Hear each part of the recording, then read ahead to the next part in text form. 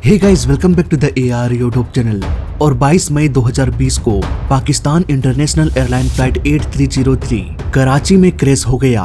Investigation के बाद ये पता चला कि एक के बाद एक कई सारी लापरवाहियां की गई, सारे रूल्स को तोड़ा गया। इस पर मैंने भी अपने वीडियो में कुछ बात कहा था। आप पायलट बनना चाहते हैं तो कोई बात नहीं, आपको पाकिस्तान में फेक लाइसेंस मिल जाएगा। क्या आप अनपढ़ हैं, आपको सिर्फ नाम लिखना आता है और कुछ भी नहीं? कोई बात नहीं, आपको पाकिस्तान एयरलाइन में जॉब मिल जाएगी। क्या आप अमीर हैं और घूस देकर पाकिस्तान एयरलाइन में जॉब करना चाहते हैं? कोई बात नहीं, आपकी ये मनोकामना पूरी हो जाएगी। मेरे इन बातों से बहुत लोगों को बुरा लगा जो मेरी वीडियो पाकिस्तान से देखते हैं। सच कुछ दिनों के लिए छुप सकता है दोस्तों, पर पराजित नहीं हो सकता। आज पाकिस्तान इंटरनेशनल एयरलाइन का प्लेन दूसरे देश जाने से डरते हैं, क्योंकि ये प्लेन जहां भी जाता है एयरपोर्ट में ही इन्हें पकड़ लिया जाता है, ये कहते हुए कि भाई पहले पैसे दो तब जाने देंगे। एक पाकिस्तानी मीडिया के अनुसार दो मेजर एयरपोर्ट मक्का मदीना और सऊदी एयरपोर्ट में पाकिस्तान एयरलाइन को सस्पेंड कर दिया गया और ये कह दिया गया कि अब से पाकिस्तान एयरलाइन का कोई भी प्लेन आएगा तो उसे फ्यूल मत देना जब तक कि वो अपना सारा उधार क्लियर नहीं कर लेता। इसके बावजूद भी एक प्लेन मक्का मदीना पहुंच गया। फिर क्या था, उस प्लेन को एयरपोर्ट में ही जब्त कर लिया गया कि पहले पैसे दो तब जाने देंगे। इस बैन ने पाकिस्तान एयरलाइन का लगभग 10 अरब का नुकसान कर दिया। सिर्फ 11 दिनों में 500 से भी अधिक फ्लाइट्स को कैंसिल करना पड़ा, क्योंकि प्लेन में तेल भरने का पैसा भी नहीं है। पैसे की कमी के कारण ना तो ठीक से मेंटेनेंस हो पा रहा है और ना ही ये ठीक से उड़ान भर पा रहा है। यही वजह है कि बहुत सारे देश ये मानते हैं कि पाकिस्तान एयरलाइन में उड़ान भरना खतरे से खाली नहीं है। यूरोपियन यूनियन के अंदर 27 देश आते हैं और इन सभी देशों ने पाकिस्तान एयरलाइन को बैन करके रखा है और अब तक भी ये बैन नहीं हटा है। PIA की हालत इतनी गंभीर हो चुकी है कि ये नीलामी के कगार पर भी आ चुका है। पाकिस्तान गवर्नमेंट इसे बेचने की फिराक में है, लेकिन कोई भी इस एयरलाइन को क्यों खरीदेगा जो हर साल अरबों रुपए का लॉस जनरेट कर रहा है। यही वजह है कि आज के दिन गवर्नमेंट इसे बेचना तो चाहती है, पर इसे खरीदने वाला कोई नहीं सिवाय एक के। गवर्नमेंट ने 85 बिलियन प्राइस रखा, पर ब्लू वर्ल्ड सिटी नाम का एक कंपनी जो इसे खरीदने के लिए आई, उन्होंने कहा कि हम 10 मिलियन से ज्यादा नहीं देंगे। 10 बिलियन देना भी मेरे लिए बहुत रिस्क वाला काम है। आप अंदाजा लगा सकते हैं दोस्तों, 85 बिलियन प्राइस रखा गया, लेकिन इसके खरीदार 10 बिलियन देने में भी हिचकिचा रहे हैं। ये कहते हैं कि अगर बेचना है तो दो, नहीं तो इस एयरलाइन को अपने पास ही रखो। हैरानी की बात यह है दोस्तों कि ये कंपनी जमीन की लेन देन का काम करती है। इसके पास एविएशन का जीरो नॉलेज है। अगर ऐसे लोगों के हाथों किसी एयरलाइन को सौंप दिया जाए तो पता नहीं क्या होगा। लेकिन पाकिस्तान एयरलाइन की हालत ऐसी हुई कैसे? आज एमिरेट्स एयरलाइन को हम सभी जानते हैं, दुनिया के टॉप एविएशन कंपनीज में से एक है। एक ऐसा भी वक्त गुजरा था जब एमिरेट्स एयरलाइन के पास प्लेन खरीदने के भी पैसे नहीं थे। उस वक्त पाकिस्तान एयरलाइन इतने प्रॉफिट बना रहे थे मानो ये कोई एयरलाइन नहीं बल्कि पैसे छापने की मशीन हो। इन्होंने अपना 2 plane Boeing 737 Airbus A300 Emirates को उधार दे दिया। यहाँ तक कि एमिरेट्स के पास न तो पायलट्स था और न ही केबिन क्रू। तब पाकिस्तान एयरलाइन ने अपने पायलट और क्रू मेंबर्स को भेजा कि जाओ उसका प्लेन उड़ाओ। यहाँ तक कि एमिरेट्स के जो क्रू मेंबर्स थे उन्हें कराची बुलाकर ट्रेनिंग भी दी गई। तब जाकर एमिरेट्स एयरलाइन स्टेब्लिश हुआ। लेकिन इतना अंधा पैसा होने के बाद भी पाकिस्तान एयरलाइन से गलती कहाँ हुई? कैसे आसमान की बुलंदियों से ये प्लेन सीधे सड़क पर आ गया? इसकी भी एक अलग कहानी है। पाकिस्तान इंटरनेशनल एयरलाइन की कहानी शुरू होती है भारत के आजादी के बाद से। आजादी के बाद भारत का एक हिस्सा टूटकर पाकिस्तान बना। उस वक्त ओरिएंट एयरवेज हुआ करती थी जिसे ब्रिटिश इंडिया ऑपरेट कर रही थी। आजादी के बाद 2 बिजनेसमैन ने ओरिएंट एयरवेज से हाथ मिलाया और इस एयरलाइन को ये कराची से ऑपरेट करने लगे। इन्होंने 3 DC-3 एयरक्राफ्ट खरीदा। इस वक्त वो डोमेस्टिक फ्लाइट ही ऑपरेट कर रहे थे, लेकिन फिर भी ओरिएंट एयरवेज अच्छा खासा प्रॉफिट बना रही थी, क्योंकि उस वक्त का जो पाकिस्तान था वो 2 भागों में बटा हुआ था, ईस्ट पाकिस्तान और वेस्ट पाकिस्तान। आज ईस्ट पाकिस्तान को हम बांग्लादेश के नाम से जानते हैं। उस वक्त इन दोनों के बीच डिस्टेंस काफी अधिक होने की वजह से लोग प्लेन से ही ट्रेवल किया करते थे और इसका सीधा फायदा होता था ओरिएंट एयरवेज को। कुछ साल बीतने के बाद साल 1955 में गवर्नमेंट ओरिएंट एयरवेज से मर्ज होकर पाकिस्तान इंटरनेशनल एयरलाइन का निर्माण किया। इसके बाद इसे गवर्नमेंट के द्वारा ही कंट्रोल किया जाने लगा और इनका प्लेन लंदन, कायरो, रोम जैसे देशों में इंटरनेशनली भी फ्लाई करने लगा। साल 1959 एयर मार्शल नूर खान PI के मैनेजिंग डायरेक्टर बने। इस शख्स ने एयरलाइन का काया ही पलट दिया और PIA को आसमान की बुलंदियों तक पहुंचा दिया। इसने साल 1965 तक PIA के भार को संभाला और यही वो वक्त था जिसे PIA का गोल्डन एरा कहा जाता है। साल 1960 में पाकिस्तान एयरलाइन ने पैन एम से बोइंग 707 खरीदा, लेकिन इसके पास कोई भी ऐसा पायलट नहीं था जो इतने बड़े प्लेन को उड़ा सके। इसलिए इन्होंने पैन एम के पायलट को जॉब में रख लिया। हालांकि पाकिस्तान ये क्लेम करते हैं कि एशिया का सबसे पहला जेट इंजन हम लेके आए हैं, पर इससे पहले एयर इंडिया ने खरीद लिया था।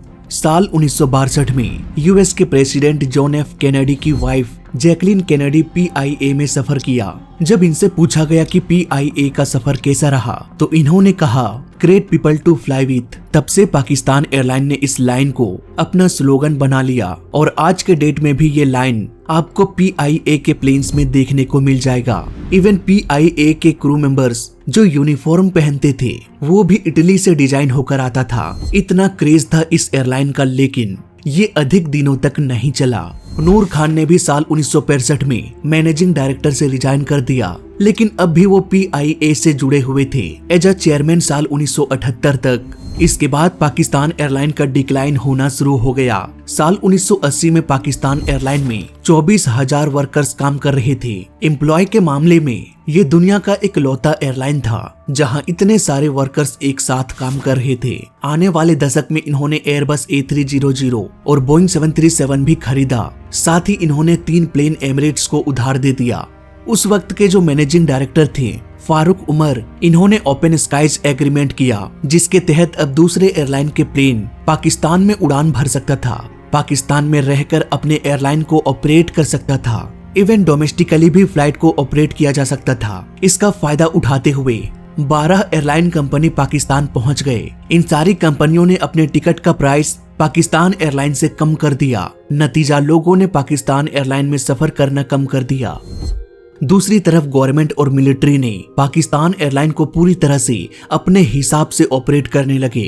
कोई भी पॉलिटिशियन हो, उसके घर परिवार में जो कोई भी जॉब करना चाहता है, खुला ऑफर है, इस एयरलाइन में जाओ और ज्वाइन करो। कोई डिग्री की जरूरत नहीं, एविएशन का A भी नहीं आता तो कोई बात नहीं। रिक्वायरमेंट बस इतनी होनी चाहिए कि उसका कनेक्शन किसी पॉलिटिशियन से होना चाहिए। इसके बाद वो आराम से पाकिस्तान एयरलाइन में जॉब कर सकता है। और ऐसा भी नहीं था कि सीट खाली है तो चलो किसी को भी उठा के डाल दिए। भले ही 4 लोगों की सीट है, लेकिन फिर भी 70-80 लोग आराम से ज्वाइन कर सकता है और इन्हें कोई निकाल भी नहीं सकता। इस तरह से पाकिस्तान एयरलाइन में अनएजुकेटेड, अनस्किल्ड एम्प्लॉयज और कामचोरों की संख्या बढ़ने लगी। वहीं जो स्किल्ड एम्प्लॉय थे वो धीरे धीरे रिटायर होने लगे और उनकी संख्या कम होने लगी। हालांकि इन गवारों की भर्तियां 1990 से नहीं बल्कि 1970 के दशक से ही शुरू हो गई, जब जुल्फकार अली भुट्टो प्रेसिडेंट बने। वो भी 2 बार। ये इलेक्शन जीतने के लिए इतने गिर गए कि अगर आपको सिर्फ अपना नाम लिखने आता है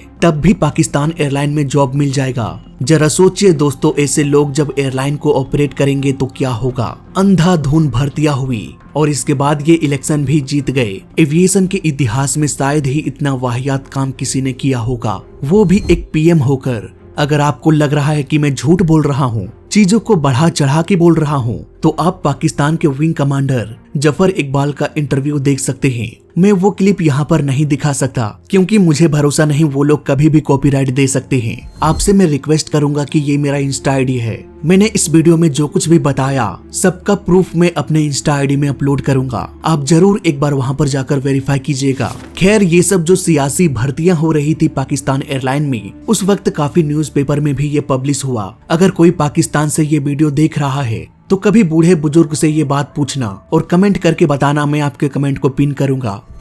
ये पॉलिटिकल करप्शन यहीं तक नहीं रुका दोस्तों। बाप 1 नंबरी तो बेटी 10 नंबरी निकली। जुल्फकार अली की बेटी बेनजीर भुट्टो ने और भी बड़े स्तर पर करप्शन किया। पैसे की भूख ने इसे अंधा कर दिया और इन्होंने PIA में जॉब बेचना शुरू कर दिया। जी हाँ, सही सुना आपने, जॉब बेचने लगे। किसी भी एयरलाइन में भर्ती होने के लिए ट्रेनिंग की जरूरत पड़ती है, स्किल की जरूरत पड़ती है, डिग्री की जरूरत पड़ती है। पर बेनजीर भुट्टो ने पाकिस्तान एयरलाइन में एम्प्लॉय को भर्ती करने का पूरा जिम्मा अपने ऊपर ले लिया। इसके बाद वो लाखों रुपए लेकर इस एयरलाइन में लोगों को भर्ती करना शुरू कर दिया। ये सब कुछ देखते हुए जो पायलट थे, जो इंजीनियर्स थे, वो भी कहने लगे कि भाई हमारे घर वालों को भी भर्ती करना पड़ेगा। इस तरह से पाकिस्तान इंटरनेशनल एयरलाइन को जिसने भी लूटा जी भर के लूटा। नतीजा, एम्प्लॉय की संख्या बहुत बढ़ गई। सबको सैलरी भी देना है, पैसा आएगा कहां से? एमिरेट्स एयरलाइन जिसके पास आज 231 वर्कर्स हैं एक प्लेन के लिए, वहीं पाकिस्तान एयरलाइन में 500 से भी अधिक वर्कर्स हैं। भाई प्लेन में इतनी सीटें भी नहीं होती जितना इसका वर्कर है। यही वजह है दोस्तों कि पाकिस्तान एयरलाइन का जितना भी प्लेन क्रैश हुआ, उनमें से मैक्सिमम क्रैश ऐसे हैं जिसमें दर्जनों गलतियां और लापरवाहियां हुई है। ये सब देखते हुए कई सारे देशों ने पाकिस्तान एयरलाइन को बैन कर दिया। जब साल 2020 में पायलट की लापरवाही से एक बहुत बड़ा हादसा हो गया, तब इसके 2 महीने बाद पाकिस्तान के एविएशन मिनिस्टर गुलाम सरवर खान ने यह बयान दिया कि पाकिस्तान में 40% पायलट फेक लाइसेंस बनाकर प्लेन उड़ा रहे हैं। पाकिस्तान में लगभग 860 पायलट्स हैं और इन पायलटों में से 262 पायलट ऐसे हैं जिसने कभी एग्जाम भी नहीं दिया।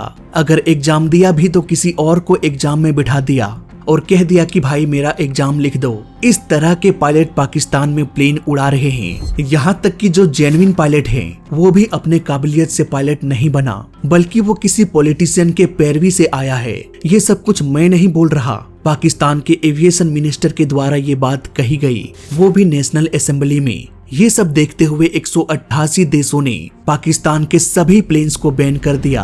एविएशन मिनिस्ट्री के इस बयान से बची खुची इज्जत भी धूल में मिल गई। ICAO यानी कि इंटरनेशनल सिविल एविएशन ऑर्गेनाइजेशन ने इस पर एक जांच कमेटी बैठाई और ये पाया कि पाकिस्तान एयरलाइन के साथ लाइसेंस में प्रॉब्लम, ट्रेनिंग में प्रॉब्लम, सेफ्टी को लेकर बहुत सारे लूप होल्स। पाकिस्तान जिसने एमिरेट्स जैसे एयरलाइन कंपनी को एस्टेब्लिश करने में हेल्प किया, जो एक वक्त पर दुनिया के टॉप एयरलाइंस में से एक थे, वो आज जमीन पर गिरा पड़ा है। पैसे के साथ साथ अब इसकी इज्जत भी नीलाम हो रही है। आज PIA का कर्ज लगभग 1000 अरब रुपए हो चुका है। इसके पास 33 एयरक्राफ्ट है, लेकिन आधा प्लेन तो मेंटेनेंस ना होने की वजह से और फ्यूल भरने के पैसे ना होने की वजह से ग्राउंडेड कर दिया गया है। इतना ही नहीं, अगले साल मार्च 2025 में बचा खुचा प्लेन भी आउटडेटेड हो जाएगा। इस बात से हम ये अनुमान लगा सकते हैं कि जिसके पास फ्यूल भरने के पैसे नहीं, वो मेंटेनेंस में पैसे क्या ही भरेगा। इसीलिए अंदाजा लगाया जा रहा है कि आने वाले 1 साल के अंदर इसे बेचा ना जाए तो ये पूरी तरह से बर्बाद हो जाएगा।